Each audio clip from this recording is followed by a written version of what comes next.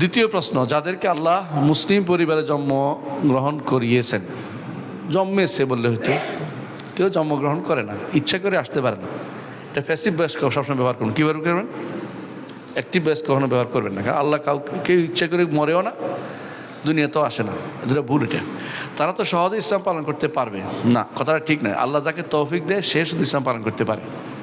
মুসলিম ঘরের মানুষ শয়তানের হাড্ডি হচ্ছে দেখতাম, আবার কাফের ঘর কত ইসলাম গ্রহণ করতেছে। আল্লাহ যাকে তৌফিক দেয় সে ইসলাম গ্রহণ করে, কথা বুঝছেন? অনেক সময় বাবা তাকে মসজিদে নিয়ে গেছে, হেদায়েত পায়নি, এরকম আছে। বড় হয়ে শয়তান হয়েছে, মাদ্রাসায় পড়ছে সজল রোশন, শয়তানের হাড্ডি হয়েছে, কত মানুষের পথভ্রষ্টতার কারণ হয়েছে, কথা বুঝেন নাই? এরকম আপনি মনে করতেছেন এটা কিন্তু ঠিক না। কিন্তু যারা কাফেরদের ঘরে জন্মগ্রহণ করেছেন বা জন্মেছেন তারাও সহজে কুফরিতে লিপ্ত হবে। হ্যাঁ, এটা ঠিক। আল্লাহ বাবা ইহুদানি ইউনাসেন মেজিসানি, কথা ঠিক।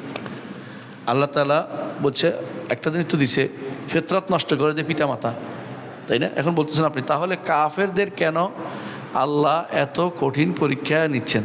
আচ্ছা বলেন তো, আমাদের নবী বাবা কি ছিলেন? কাফের ছিলেন না? তার ঘরে নবী আসছে না? ইব্রাহিম আলাইহিস সালাম বাবা, তার ঘরে কি নবী আসছে? নূহের সন্তান, নূহ তো নবী, তার সন্তান কাফের ছিল। তো এইটা হচ্ছে আল্লাহ তাকে তৌফিক দেবে, সেই মানবে। আল্লাহ জান্নাতও পুরাবে, জাহান্নাম পুরাবে। আল্লাহ কোনো কাজের ব্যাপারে আপনি কথা বলার অধিকার নাই। লা ইউসআলু আম্মা ইয়াফআলু ওয়া হুম ইউসআলুন। আপনি নিজে বাঁচছেন, আল্লাহ শুকরিয়া আদায় করেন। আরেকজন কেন জাহান্নামে গেছে এইটা নিয়ে কোনো চিন্তা করবেন না ভাই, কারণ আল্লাহ জাহান্নামও পুরাবে। তো কথা বুঝেন? আপনি শিরিক করতেছেন না, আল্লাহ শুকরিয়া আদায় করেন। এটা বলেন না যে ওই জায়গায় না গেলে অন্যরা যাবো, অন্যরা যাক, আল্লাহ শিরকের জন্য কিছু লোককে রাখছে, তো জাহান্নাম পূরণ করতে হবে আল্লাহ। তো সে যে জাহান্নামে যাচ্ছে এটা তার অপরাধ। কেন অপরাধ? কোরআন পড়ে নাই, হাদিস পড়ে নাই, দিন পড়ে নাই, সে সুখে নাই। ইচ্ছা করলে জানতে পারতো, ইচ্ছা করলে জিজ্ঞাসা করতে পারতো, আল্লাহ তাকে হেদায়েত দিত। বহু মানুষ হেদায়েত হচ্ছে, আবার বহু মুসলিম সন্তানও নাস্তিক হয়ে যাচ্ছে। আপনি দুইটা কাজ করবেন না। একটা হচ্ছে দয়া করে এটা বলবেন না যে কেউ বাপের ঘর, মুসলিম বাপের ঘর হইলেই মুসলিম হয়ে যায়, কথা ঠিক না।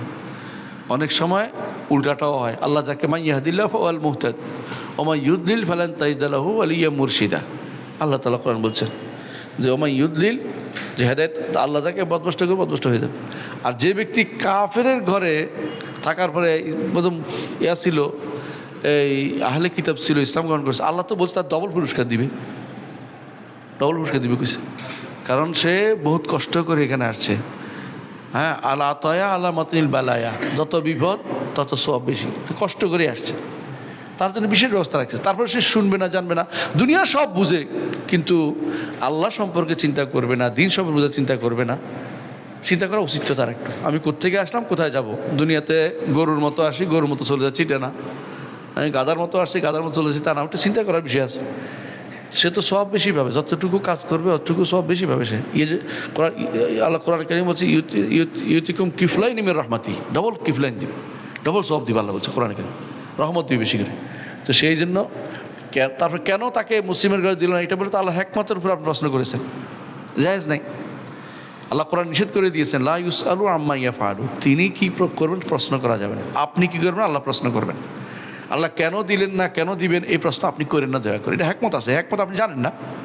সে হিকমতে মানুষকে শিক্ষা দিচ্ছে, কেমন যে জাহান্নাম তার দিয়ে আমি শিক্ষা দিচ্ছি, জাহান্নামে যাচ্ছে, আমি যেন জাহান্নামের পথে না যাই। আল্লাহ কোরআনে বলে দিয়েছেন যে ওয়ালাউ শাআ আল্লাহু লাজাআলা উম্মাতান ওয়াহিদা, আল্লাহ চাইলে সবাইকে এক উম্মত বানাই ফেলতো, এক উম্মতকে জান্নাতি বানাই ফেলতে পারতো, কিন্তু আল্লাহ এইভাবে ভাগ করে দিয়েছেন। মিনকুম কাফির ওয়া মিনকুম মুমিন, কেউ ঈমানদার হবে, কেউ কাফের হবে। আপনি যে বাঁচছেন আল্লাহ শুকরিয়া আদায় করেন। দ্বিতীয়ত আপনি বাঁচানোর চেষ্টা করেন ভাইকে, যে ভাইটা কাফের ঘরে জন্ম নিছে, করেন নাই। আপনি দাওয়াতের মধ্যে কি করছেন, নিজে দাওয়াত দেন নাই, আপনি গুনাহগার হবেন। কিন্তু ওর গুনাহ নয়, আপনি যেহেতু দাওয়াতের কাজ করেন নাই। দাওয়াতের কাজ তো ফরজ, ফরিদা, প্রত্যেকটা মানুষের ফরজ। ওইটা করেছে কেন, আপনি যেন ফরজ দাওয়াত দিতে পারেন। এটা তো হিকমত, আপনি দাওয়াতের জায়গা তৈরি করে দিয়েছেন, কথা বুঝেন কিনা? আমাকে বাংলাদেশে আল্লাহ পাঠিয়েছেন, আমি যদি বলি যে আল্লাহ আমাকে আরব দেশে পাঠানো, তো আমি অনেক কিছু বেঁচে যেতাম। এগুলি কোনো ইমানদারের কথা নয়। ইমানদারি আল্লাহর কোনো কাজের মধ্যে করতে হয় না, ত্বরণ দিতে হয় না। আল্লাহর কাজ সব ঠিক আছে, আল্লাহ এখানে পাঠিয়েছেন, এর দ্বারা উপকার নেবেন, কথা বুঝেন কিনা? আরব দেশে থাকলে হয়তো আমি বাসের ডাব্বা পিটাইতাম যে আসেন আসেন 10 টাকা 10 টাকা, হ্যাঁ ওখানে গেলে 5 টাকা 5 টাকা, এটাও হতো। আর এখানে আমার দাওয়াতের কাজ করতেছি, এটা তো বড় কাজ আলহামদুলিল্লাহ। আপনি মনে আল্লাহর কাজের বাইরে কোনো কথা বলে কেন কেন প্রশ্নটা জায়েজ নেই আল্লাহর জন্য, আল্লাহর জন্য কোনো কেন প্রশ্ন জায়েজ নেই। আল্লাহ যেটা করেছেন অবশ্যই বিশ্বাস করবেন, কি আছে হ্যাকমত আছে, হ্যাকমত আপনি না বুঝলেও হ্যাকমত আছে, এটা বিশ্বাস রাখতে হবে। সুতরাং এই জাতীয় প্রশ্নগুলি হচ্ছে সাধারণত শয়তান আপনাকে মনের ভিতরে জাগ্রত করে দিচ্ছে। আরেকজনের চিন্তা বিভোর, নিজের চিন্তা করেন না, আমার দাওয়াতের চিন্তা করি না, আল্লাহ আমার দাওয়াতের ব্যবস্থা করে দিয়েছে, আমার জন্য দাওয়াতের ব্যবস্থা করেছে, ওকে দাওয়াত দিলে আমি সব পাবো, আমি আখিরাতে বড় আরেকটা বিশাল কিছু পাবো। আর ঈমান না আনে তার জায়গাটাও আমি পেয়ে যাবো জান্নাতে, ওয়ারিশ হব। এই প্রশ্নগুলি দয়া করে অতিরিক্ত প্রশ্ন, অতি প্রশ্নগুলো আল্লাহকে কোনো প্রশ্ন করবেন, আল্লাহ কেন করছে প্রশ্ন করা জায়েজ নেই। আল্লাহ নিজে বলে দিয়েছেন লা ইউসালু আম্মা ইয়াফআল, তিনি কি করবেন এবার প্রশ্ন করা জায়েজ নেই।